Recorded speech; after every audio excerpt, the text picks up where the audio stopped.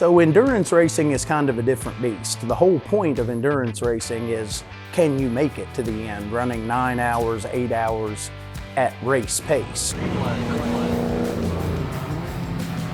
truly paid less than $500 for the car, and I had the receipt to prove it. And they opened the hood and they said, this engine's dirty, it's crappy, there's zip ties. This is fantastic. You guys have the spirit of the race.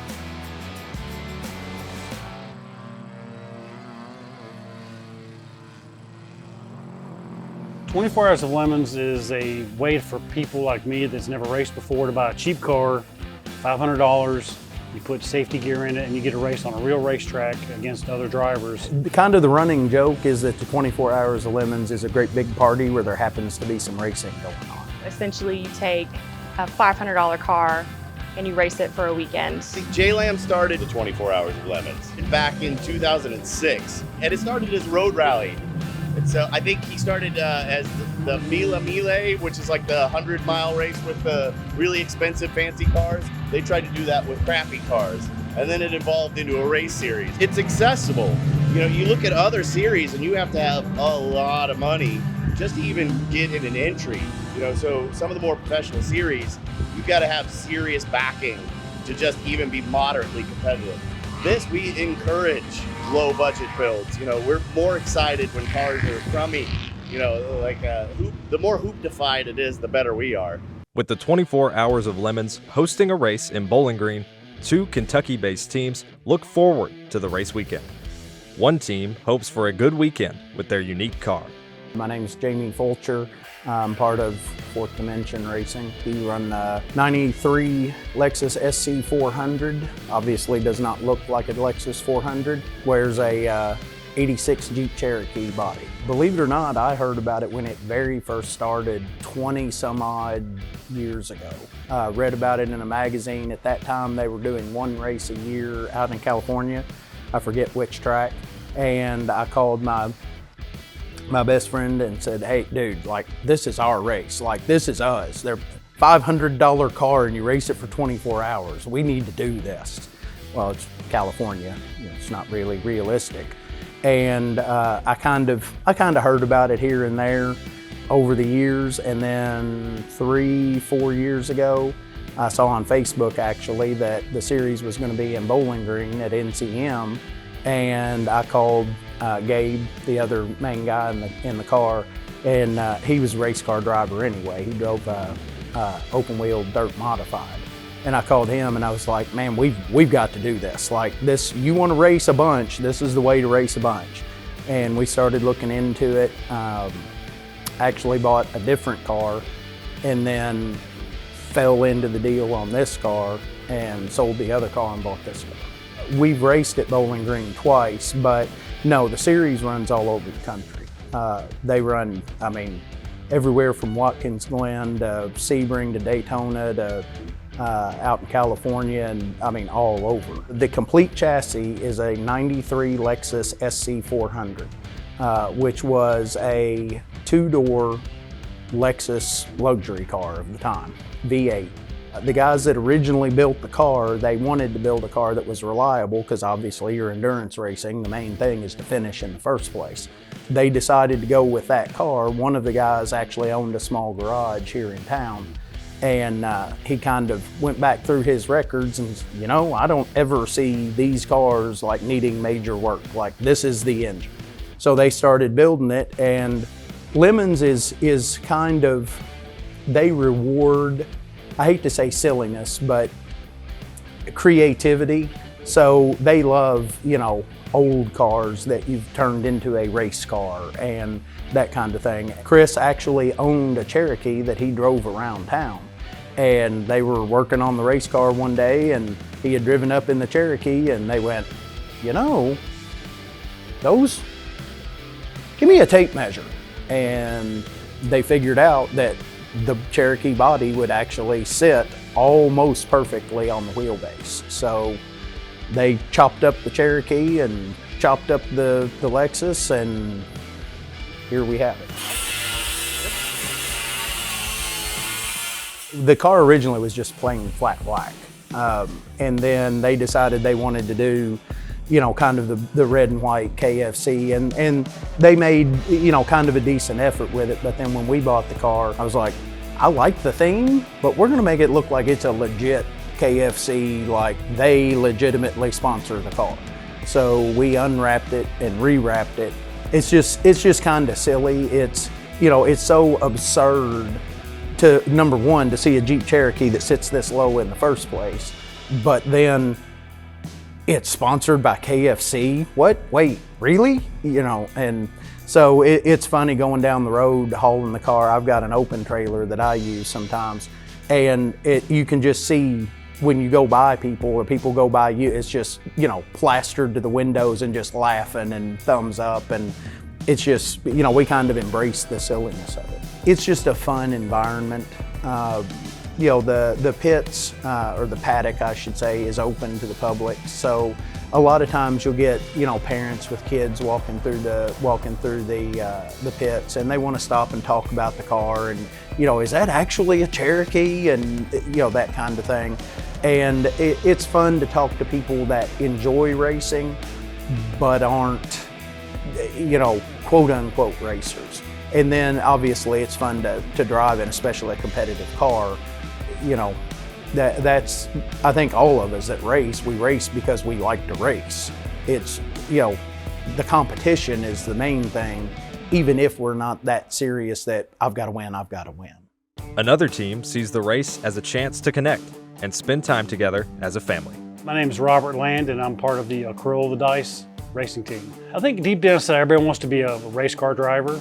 So during the first race, it was just myself, my son, and my two son-in-laws. The next race, I brought in my youngest son was able to race with us. Then the next race, my daughter joined the team to race and drive. So we just keep bringing in family members.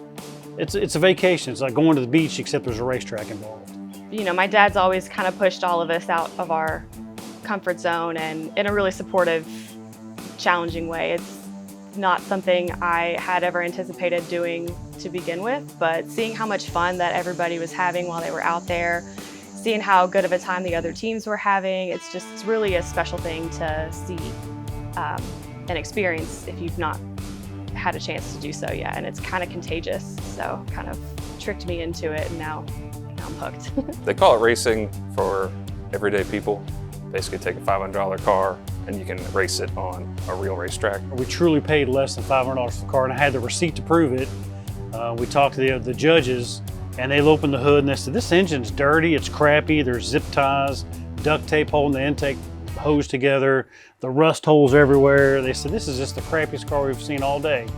This is fantastic. You guys have the spirit of the race. Cheap car, have fun, who cares if you win or lose? We chose this car because it was cheap and fit the bill for a $500 car. The longer story is that it was my car that I drove in high school and college. One day he calls me, brakes crapped out of us. I go up to Louisville, I haul it back here to the house. He's like, I'm tired of fooling with it. Give me $100 for it. I'm like, fine, I'll buy it. I was gonna pull the motor out and build a project with it, and it sat in the garage for about a year. And I was on the old YouTuber looking around and found the Lemons. I thought, man, I got a little car. It's cheap, it's easy, it runs good. I fixed the brakes. And that's how we got started. This is a 1987 Toyota Corolla, fully stock. We've not done anything to it, but put a roll cage in it, basically. Done all the safety tech and everything to pass inspection whenever we do compete and show up at the races. Tires, oil changes, that's really the only kind of modifications we've made to the car. We had to put a roll cage in it, and we had to fix a lot of rust holes in the car, and then we had to put a fire extinguisher system in it, 5-point seat belts, padded roll cage, and a full fire suit. So you've got fireproof underwear, a suit, helmet, gloves, Hans neck restraint, super safe.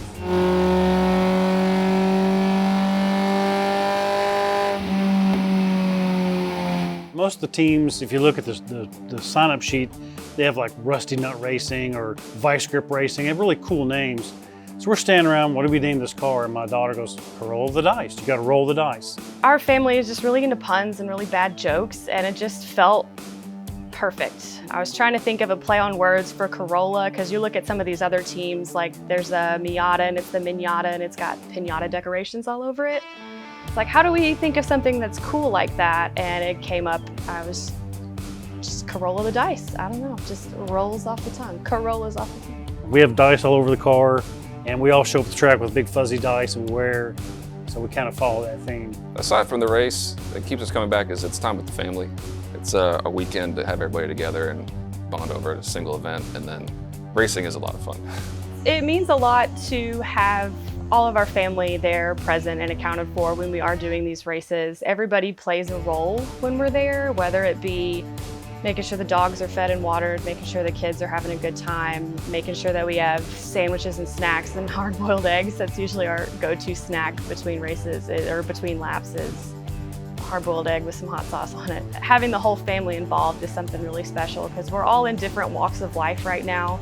You know, starting families of our own, moving out, branching out, being adults, and still having a really close-knit friendship with your siblings and your parents, your grandparents and your in-laws. It's just a really fun, exciting thing to do when everybody's all together. 24 Hours of Lemons is just a really cool, unique little pocket of people that you would not have ever otherwise had a chance to interact with. Everybody is super down to earth, and it's a really stressful and scary thing to drive a race car, even if it is only a $500 race car. But the support and the encouragement that you hear from the other teams when you're trying to figure everything out for the first time is something really special. Our expectations for the race this fall will be at least finish the race and not explode the engine and not crash the car. So we always kind of had two rules. It was don't crash the car and don't poop the suit. It's pretty scary. It is a lot of fun. It's scary the first time if you've never been on a road course. But do it at least twice. The race weekend begins on Friday as teams set up in the paddock and get ready for pre-race inspections with race officials. We usually get to the track Thursday afternoon, Thursday evening, try to get set up because practice will start usually at about 8:30 Friday morning. We'll get everything unloaded, set up Thursday night. So when you show up at the race, everybody has to register, so the drivers get the driver's band, all the visitors get the visitor band. You get to the paddock.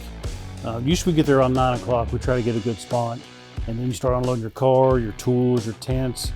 Friday morning, you always have the driver's meeting. We have car inspection. The car has to go through the track inspection, which is different from the series inspection. We'll go through track inspection. They'll check all of our gear and make sure it's all up to date, our helmets and our suits and belts and everything. And then we'll go through the actual Lemon Series tech inspection, and then we'll go through their BS inspection is what they call it. My name is Janice German. So my role as a judge is on Friday, after the cars go through the technical inspection, they come to what we call BS inspection. And that's really kind of the fun piece of the weekend, or one of the fun pieces. They come in with their theme, do a little skit, whatever kind of fun thing they're doing. So most cars have a theme. Ours this year, it's always been Corolla the dice because our car is a Corolla. So this year we made big cardboard cubes that we wore that look like dice. Last year we raced, we didn't have a theme, and they put trash theme on the car. They just spray paint a stencil on your car. And then we have an opportunity to class them. They get classed either in A, B, or C. A are going to be your faster cars, B are going to be kind of the middle of the road cars. C cars are typically cars that we don't expect a lot out of. There's usually fewer in the C class than in A and B, so they get classed.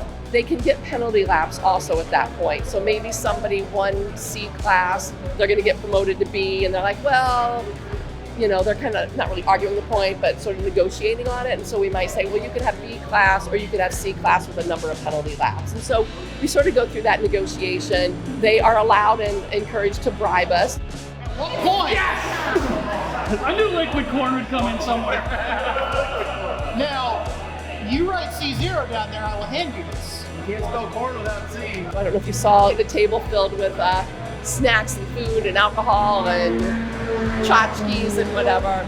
And all these things go towards charity, so it's not like you're actually giving it to them, but you can bribe the judges to get a different class or different penalty laps. So.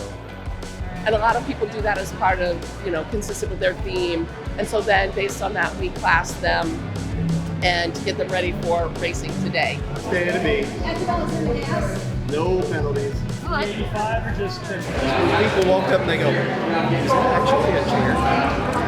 Part of it is. Sort of. Kind of. So usually Friday, I'll drive a little bit, Gabe will drive a little bit, just for us to kind of, because we're familiar with the car, you know, we can kind of feel, hey, something odd's going on, that kind of thing. That's my goal, is to not break this weekend. Pretty cool. So what class are you usually in? Oh, we always run A. I mean, I don't expect to run anything today. Not gonna be sad if I put you in A again? Absolutely not. We ran most of the day Friday and we're doing fine. We had a couple of small issues that we were sorting out and had it good. We were busy fixing the car already this morning. We threw the drive shaft out of it, so so that's why I say my goal is to just not break over the weekend. Just don't breathe on So it. yeah.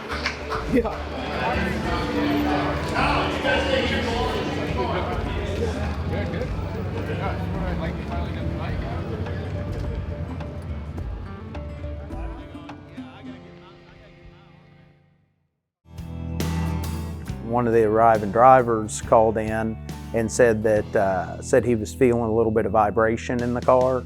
Gabe and I talked about it and said, okay, one of us needs to go out and see if it actually is anything. We were right at the end of the day, and he said, we're gonna run a couple of laps. I'm gonna full flying lap and see how she feels. And he literally crossed the line as they threw the flag to end of the day. But he had that last lap, and as he went into turn one, we saw a little puff of smoke, and we thought he had just locked up the rear tire going into the corner, and then it blew the head gasket on the passenger side of the engine. And we thought we might be able to fix it there at the track. We started digging into the engine, and we spent about an hour and a half or so, all four of us, kind of getting to the point where we go, okay, this is not something we can fix at the track. It's tough, you hate it, like especially at that point because you've gone all through Friday, the car's running well. I think our top lap times were in the top 10.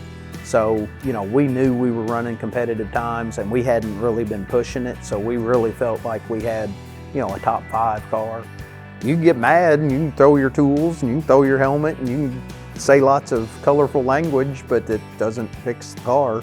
I mean, all you can do is push the car in the trailer and close the trailer and go home. I mean, and fix it and try to be ready for the next time. Because of the way this engine is modified, it's not just as simple as fixing your Camry in the garage. There are some custom parts involved in this engine that make it more difficult to get it exactly right, and we've kind of hit a wall with getting everything exactly right, because the one of the guys that originally built the car is no longer with us. He passed away a couple of years ago, and so we can't call Chris and go, dude, how did you know, what do we need to do here? Why? So the other guy that built the car, I was just on the phone with him a minute ago, trying to sort it out. We don't run a whole lot. I mean, even if the car never had an issue and never broke and never anything, we're only going to run 5, 6 races, 7 races a year. I mean, we do this just for fun. You know, but Gabe and I both own our own small businesses, and we're busy doing that anyway. So we couldn't be going every weekend racing if we wanted to be going every weekend racing. So hopefully 5, 6 races, but we just have to see how it all shakes out. We're hoping that we'll have the car back together and in good form a few weeks, which should put us in good shape for those races. And then of course we're going to be back at Bowling Green. I mean, that's our home track. So we'll absolutely be back. The remaining race teams get through inspection and prepare for day 1 of racing on Saturday. In true Zach fashion, they failed tech. People with blue bands are allowed to go in. Bring your drip cans, and also do not leave your fuel on the walls. Don't leave your cans up there in your Did the racer brief and then the rookie brief, which I was a part of. That was my first time. Corolla the Dice goes through their final pre-race checks before heading to the grid. We got the car set up, check the tire pressure, fluid levels, everything like that.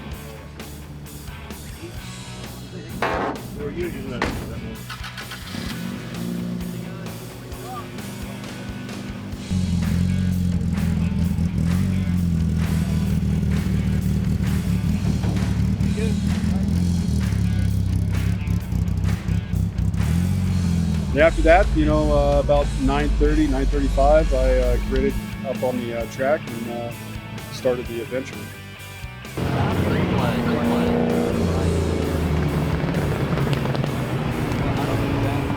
To be honest, I was nervous. It was my first time in a car like this, racing, so it was very technical, especially for your first one.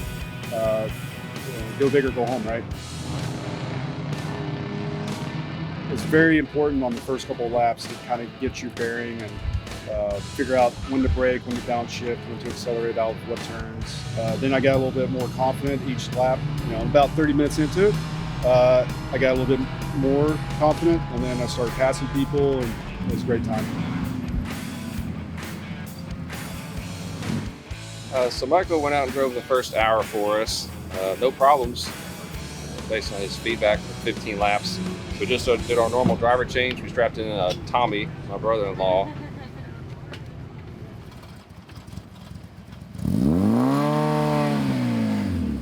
And when he went to back out, the car stalled. We just kind of chalked it up to Tommy stalling it. He's a go-getter. He's a good driver, and he's reckless. It was like, Tommy, don't break the car. Tommy, don't break the car. Every time he gets in it, take it easy. Don't break the car. It's got 200,000 miles on it. He goes out, doesn't even make it on the track, and the car breaks.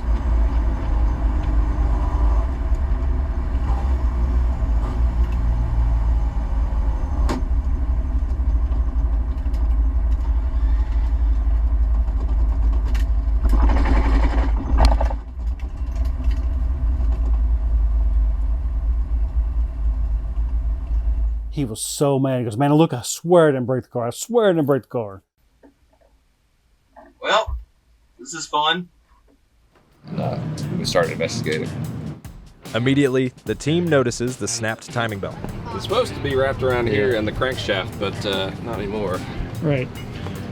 So we found out that the timing belt had broken. This timing belt had 200,000 miles on it, so we were always bragging to the judge, yeah, this car's never broke down, it's got 200,000 miles on it. Well, guess what? First driver change, lap one, it broke. The timing belt is very critical to an engine. That's what keeps the top half and the bottom half of the engine in time or aligned. Like the root cause of the failure was too much tension on the timing belt. Took the preload out of our tensioner spring. The tensioner spring dropped into the bottom of the timing cover, rubbed the belt, broke the belt. We are stuck in the paddock until we repair it.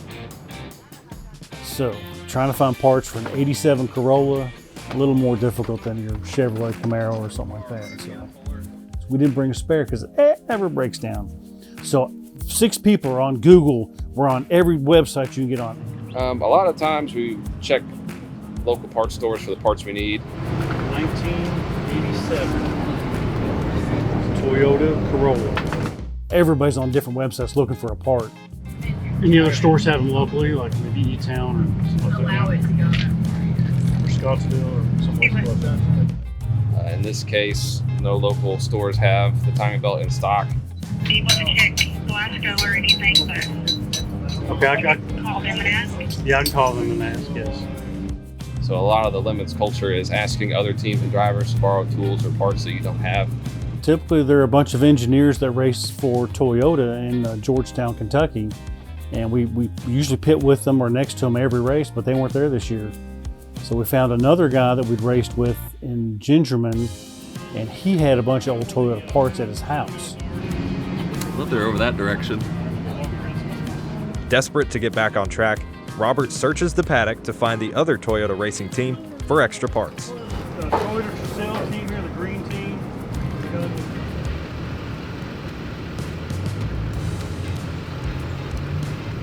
So we were asking, he lived up in Ohio and he was at the track, so we went and talked to them.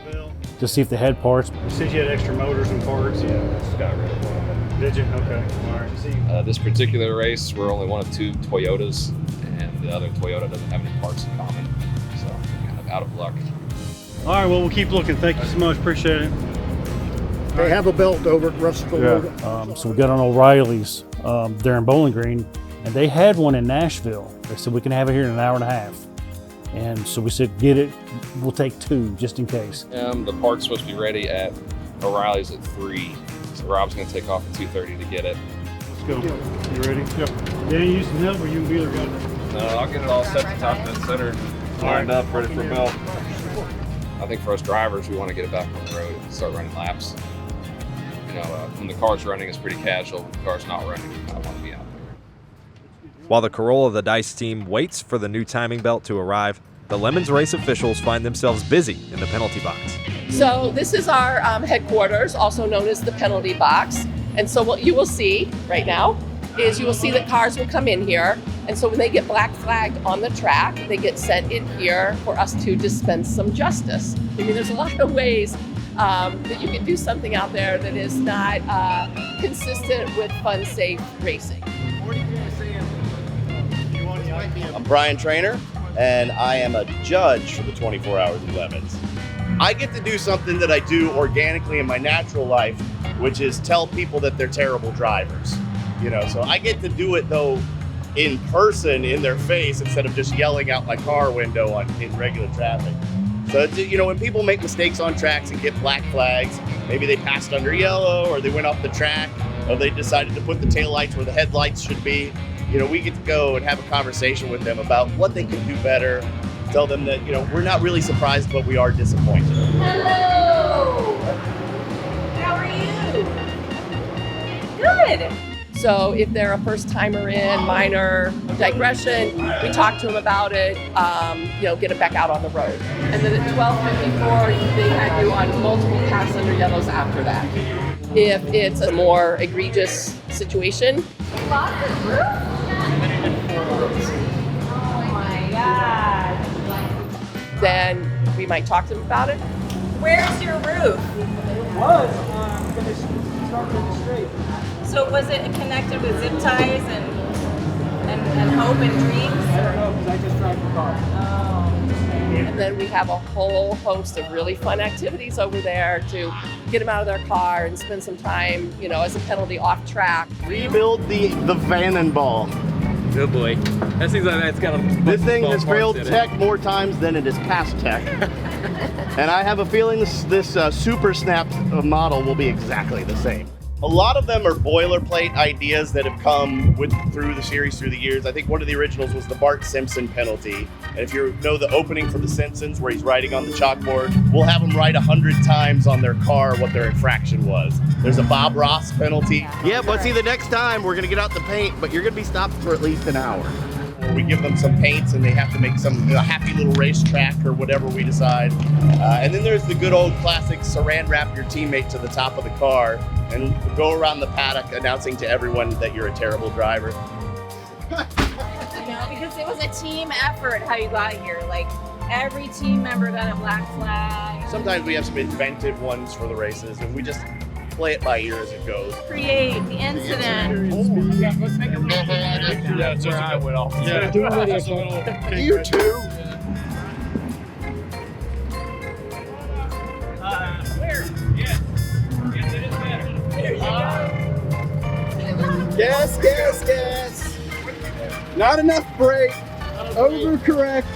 Come out here. Spin out into the grass. Our job isn't to ruin people's weekends, but trying to help them make sure that they're in the right frame of mind to go back out on the track to keep it safe for everybody. So if someone comes in, they're super upset. You know, we want them to be calm enough to go back out and make good decisions. I was kept waiting for a black flag because I wasn't sure. Oh, you guys hear this? You don't wait for a black flag, especially if your roof falls off. So the whole point of being here is to have fun. but do it safely. And so one of the things about this series that I really like is how much emphasis they put on safety, both through the tech inspection piece of it and just through expectations on the track and expectations for good, safe attitude and a willingness to just really roll with it. You know, show up in your chicken costume and do a song and dance for us, and then go out there and have some fun, all in the name of safety.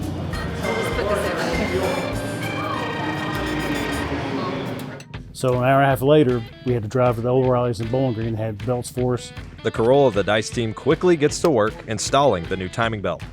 To get it to run smoothly, we had to get access to the belt to put on the new one. So the crank pulley had to come off, the timing belt cover had to come off, and then the most critical part is lining up the crankshaft at top dead center, piston one, and then lining up the camshafts on the top here to make sure nothing crashes into each other. Make sure the air and exhaust go in. We had it back on in about 30 minutes, but we were one tooth off. So if you kind of go back to your bicycles as little kids, you got the little sprockets and teeth. But one tooth off makes it run like crap. It just ran terrible. So I had to pull it back off and then retime the engine. One tooth, got it running, worked fantastic. You want me to start it? Right, Everybody ready? Yep.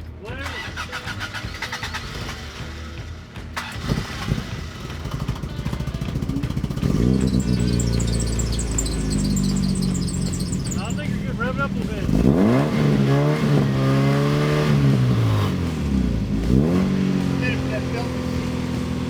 Relieved to have the car running again, Dan is eager to get back on track. Well, I have a lot of experience with this particular car. I drove this in high school all the way through college in my first jobs. I learned how to work on it mostly out of necessity. I didn't have money to pay people to fix it, so I learned to fix it myself. Over the years, it's got 207,000 miles on it. Over the years, I've done the timing belt, head gasket, water pumps, alternator, just about everything on the top end of the engine I've done myself already. So. Fantastic. Had to go get a timing belt. We broke a timing belt today. Did your differential cool down? Took about 4 hours, but we were back on the track that day.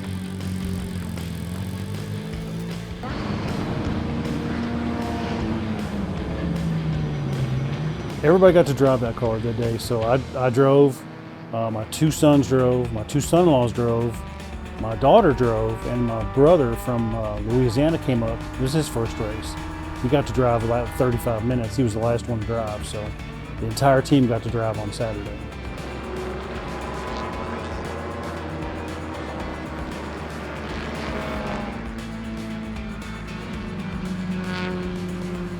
Being an endurance race, it is crucial that the car pits to refuel safely. So they have some super strict rules on fueling.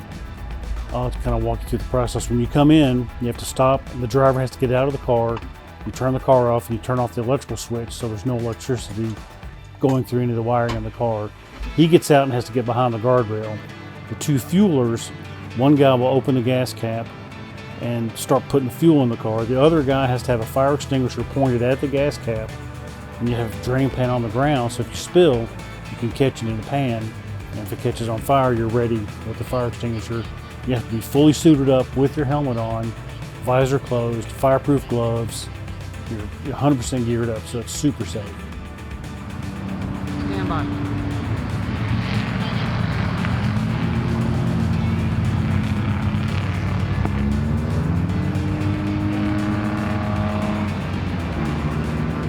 After enduring a mechanical issue, the team reflects at the end of day one. Next time we'll be more prepared with more spare parts. But it was a challenge, but it was exciting to get through it and get back on the track.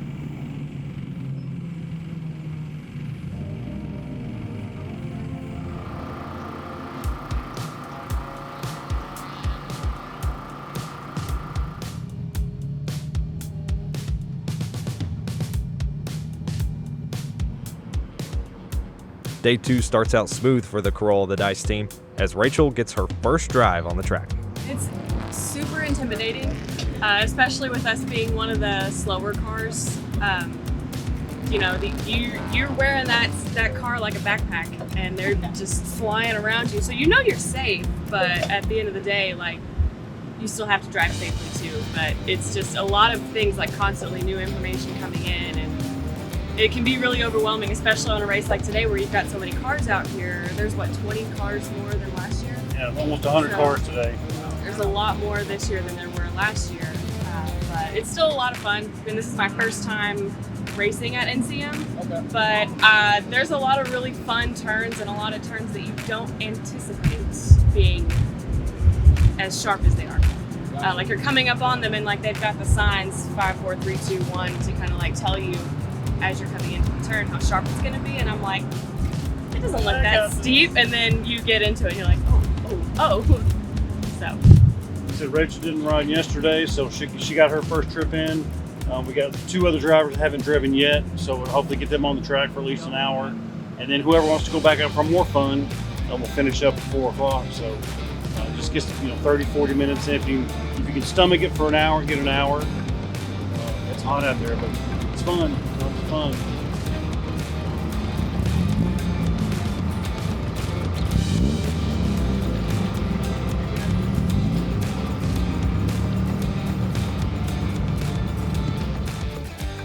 Just like the first day, however, the team runs into more mechanical issues. We just got on the track, you went to the corner, get on the gas and just quit. So we popped 2 fuses already on the EFI wire harness. We're not sure if there's a wire rub loose somewhere or exactly what. Electric gremlins, they get you every time.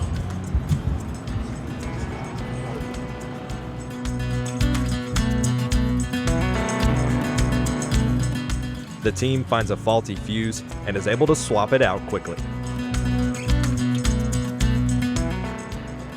Let's see, that was I believe that was a spark plug wire had got burnt through contacting with the exhaust pipe. So luckily we had a spare set of wires. So we're able to switch that out and get back on the track pretty quick.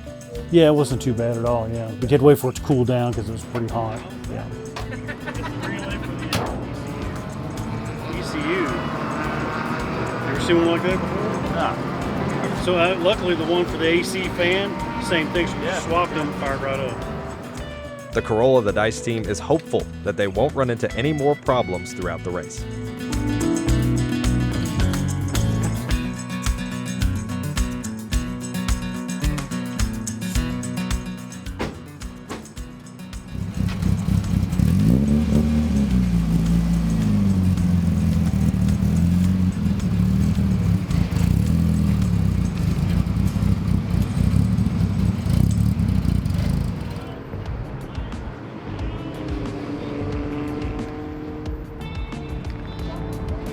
Minutes later, the car is towed back to the paddock with even more issues.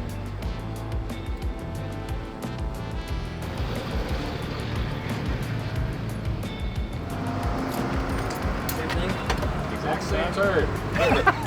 Welcome back. The same guy's picking me up.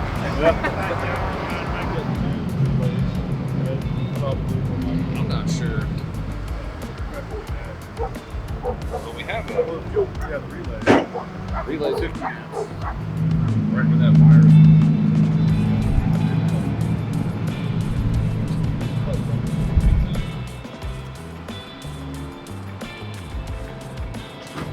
is. The team scrambles to find the latest issue with the Corolla.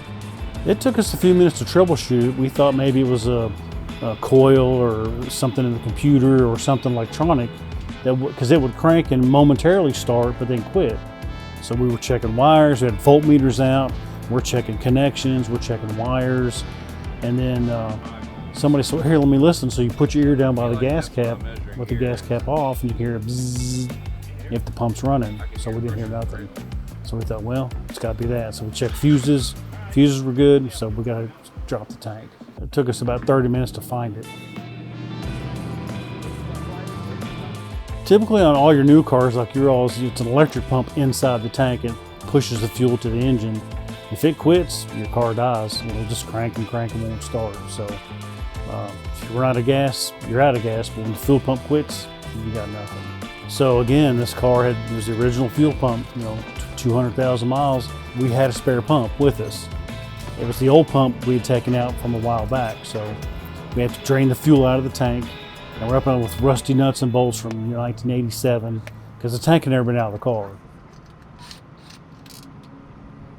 We had to go find a pump from somebody because we had just filled it up, so like 12 gallons of fuel in it. Well, that's 100 and some pounds, so it would suck out all that fuel to make it easy enough to get it out.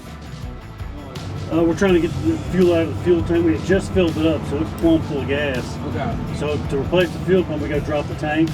So it's just a lot easier when it's almost empty, with all this weight. So just trying to get out, 50, 60 pounds of fuel.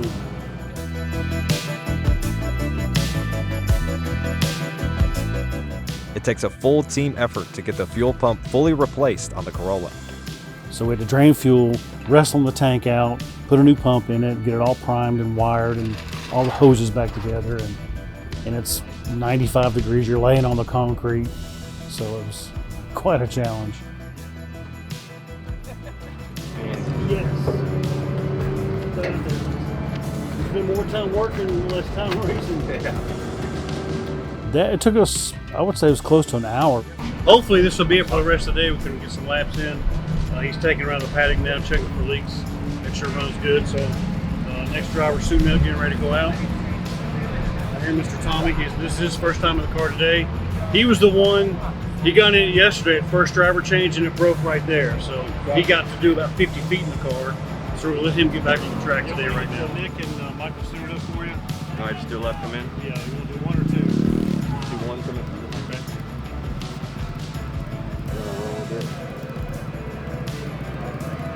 Then you can't put it back in the tank at the paddock, so we had to literally push it to the staging line to refuel it there because you can't fuel in the paddock.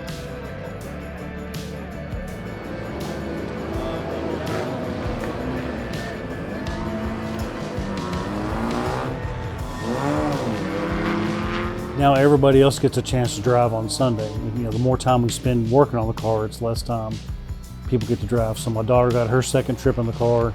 My one son-in-law, he gave up his trip so my little brother could race because he had never raced before. So we were kind of changing people around to see who wants more race time. And then we cut our races short. Usually we run for an hour, but we were doing 30, 40-minute change outs to give more people some time to race. So. The best part was like coming out after the safety laps. I was in the back the whole time on the safety laps. So once all the fast cars pass, then I get in clean air and I can just, run the car, warm it up, get a feel for it because that was my first time driving it on this track this year. So really get a feel for the car again and figure out where I can push it and not push it, and then obviously set a fast time. Yeah, being in the car when it actually works, you don't have to worry about, am I going to break it? That's rule number 2, don't break the car. Obviously, we were pretty bad at that rule this year, but maybe we'll move it to rule number 1 so we actually listen to it. But yeah, it feels good to have a car that's running and on the track is always the best part instead of being in the pits. Yeah, usually I'm always the fastest. I always have Dan and my brother chasing me down, but every time I get a chance to race, I always put a whooping on them in the time. So they got to come for the champ, and the champ came back and got the fastest time this year. It's always my youngest son. He always gets the fastest lap. My other son-in-law is usually a second to 2 seconds behind him. So every race, they're always battling each other for the best time. And then on the hood of the car, you'll see we write the times down, and those two are always top.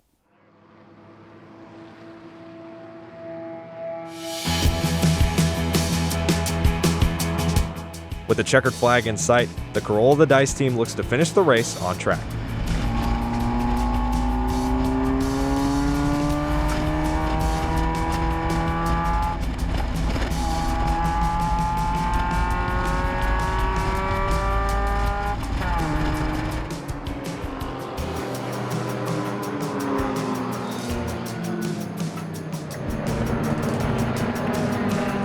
I believe we were 58th overall. There's over 100 cars there that started the race, so we were right at the middle, which is where we always are. We're never at the bottom or never at the top. I think we had 140 laps maybe.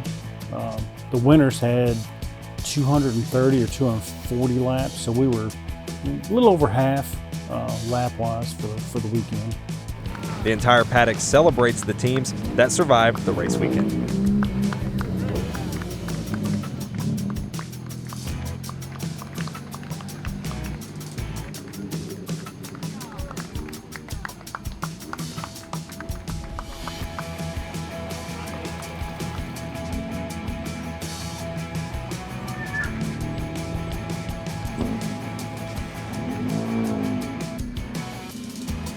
The Corolla the Dice team reflects on the weekend and all their hard work. It's fantastic. We love it. It's just one of the things we do as like I said, it's vacation with racing. So we all get together. This is my mom, my little brother, 2 of my kids, my 2 son-in-laws, my wife. It's a family affair. We do the whole thing together. It's a great time. Can you say everyone? Yeah. I would just say it's a family affair. It takes all of us to get this to happen. We got logistics, we have coolers, we have food. My wife takes care of all the B&Bs and the logistics of traveling. We got kids, we got dogs. It's just a big time affair, big time. Before the teams head home, the Lemons officials host the post-race award ceremony. I would be remiss if I didn't at first thank the track for hosting us, so thank you to Corvette Museum. And also a very special thanks to all the track workers who were out there in the heat the entire day while you were out rolling around in your hoopties. So let's give the corner workers and the track staff all the love they've earned. Thank you all for what you do. We appreciate you very much. So we're going to jump right into the awards. Now before, we usually start with the overall and we give them some crap that says who cares. Your overall winner, the 513 Team Non Sequitur in their BMW 318 Ti. Well done.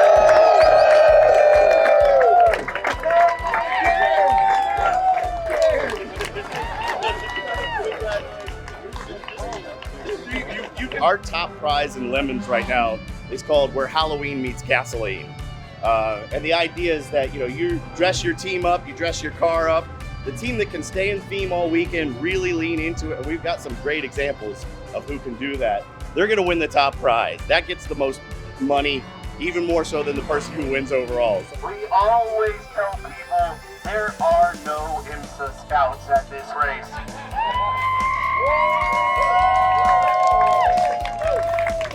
They had a great attitude all weekend. They stayed in costume. They put stickers on cars. They were rolling around in their lab coats all weekend. The Halloween Meets Gasoline goes to the 515 Skinny Coyote Ford Ranger.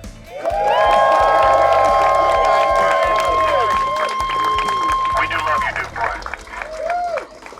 The other top prize is the Index of Affluency. And affluency is how you measure how poop goes through a pipe, right? So, it's the biggest piece of poop that went the furthest. And when you buy a car that has the factory oil still in it from 1982, you get IOE. When it's got the factory tires, and then you're like, maybe this will race, maybe doesn't. When you're scraping oil out of it with a flathead screwdriver, and you're like, it's clean enough, bolt it back together, let's see what happens. When you've built 3 other cars like this, and you haven't been able to drive any of them because they've all broke down, but then this one goes ahead and surprises you by running, and then it runs so well it burns off its only set of tires, and you have to borrow tires from another team that are wider than the ones you brought, and then you just say, hey, let's repack the bearings on the car, and then you get sleepy, and you go to bed, and then you sleep in late, and you've only done one side, and you send it anyway, but it still freaking finishes. How do you not give IOE to the 318 of Fat Bastard Racing in their 82 Chrysler Fifth Avenue?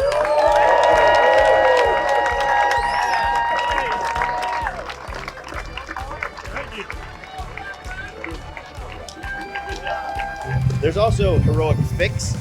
This was something that came down to the wire. It was a nail biter. We actually had some really good competitors for Heroic Fix on this one. This one started out, you're not going to believe this, it was a rookie team. And when a rookie team brings their first car and it breaks down, they usually give up. Maybe they get 5 or 6 laps and they go home. These guys decided to flip the storyline entirely. Their car, someone put in the fuel pump without gaskets and caught it on fire before they even got to the racetrack. So on Wednesday, they decided, let's just get a different car. And so they got that other car and they got it here. It had the wrong numbers. It was a different color.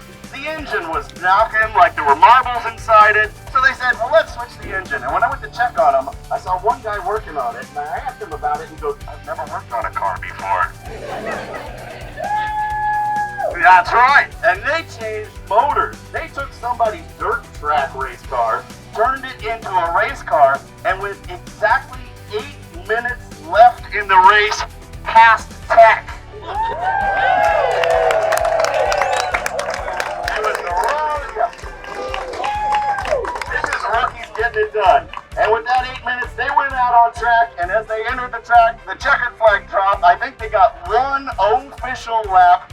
Our heroic fix goes to the 212, the Burning Mag Acura RSX. I don't even know where they are. There's also an I Got Screwed award. This one actually comes with an addendum. This is how bad they had to be. We've got extra notes. So their left wheel bearing failed. They took their spindle to a local machine shop to remove and replace it. Had to fly to Cleveland to pick up a spare spindle in case the machine shop failed fixed. They installed the machine shop spindle, got on track, forgot their hood pins. The hood flew up and shattered their windshield. They fabricated a new windshield out of Lexan, secured it, went out again. Complete electrical failure in the paddock. Didn't make it to the track, couldn't get started. Determined the kill switch terminal had cracked and failed. Replaced and then had to replace that. And this was all on Friday. Then they finally got it back on track. They got black flagged. They pulled in and we yelled at them because their car was smoking. They finally got it out. They were on track for a little bit Sunday. The drive shaft finally snapped. This car straight up did not want to be on track. I Got Screwed is going to the 175, the Dunning Cruisers Racing 1997 Ford Thunderbird. And as an irony, we're not 100% sure that they're here, which means they might get screwed out of getting a trophy. There's also a judge's choice. There's something that really embodies the spirit of Lemons, makes the judges smile. That's what we like to pick out a judge's choice. But the judge's choice, this was a team that probably could have gotten heroic fixed. Probably could have gotten I Got Screwed. Probably also could have gotten Where Halloween Meets Gasoline. They had a great theme, they had a good attitude, but then their car decided to start breaking down. But the problem was, they had a great attitude all weekend long, and they were smiling. And they're the ones that are absolutely responsible for the Vote for Dale theme. It is their fault, it is their problem. But the failure of their car, Dale, Dale, Dale, Dale, Dale, Dale, Dale. In case they haven't figured it out yet, that judge's choice goes to 116, I Shit You Not Racing in their 2006 Cobalt. There's an organizer's choice for the event. There's something they're like, we love this car. You know, even the corner workers be like, this car is amazing. You know, we're listening to what they're saying. But this was a group that, just so we know every time they show up, their hearts are in the right place. We love you very much. Loose Nuts Racing in the 911 2000 Camaro. No theme is not a theme. No theme! Yo,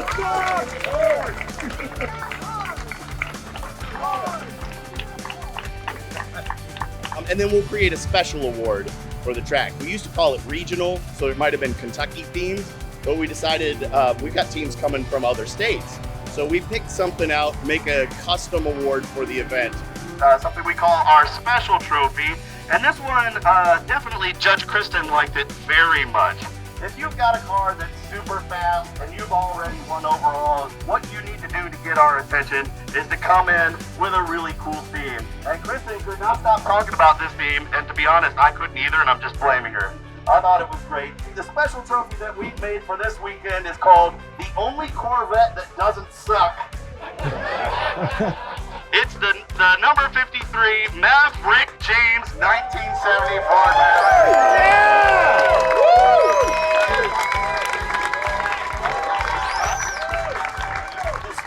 We appreciate you. Get home safe. Turn in your transponders. You don't have to go home, but you can't stay here. Thank you.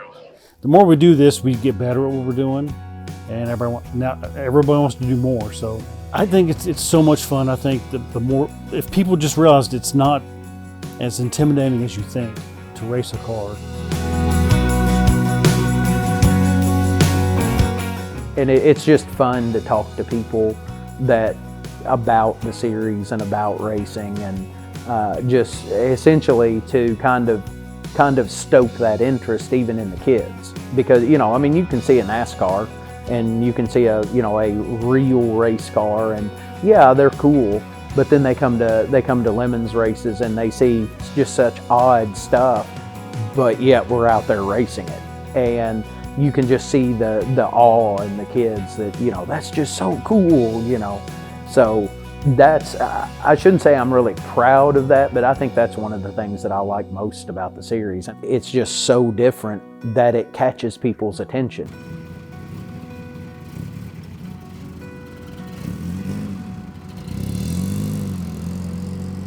It's an addicting sport. It's like any other thing you can, like playing basketball or football or anything that you enjoy. Once you get in and get that helmet on and get that race suit on, get on the track, it's super exciting. We love it.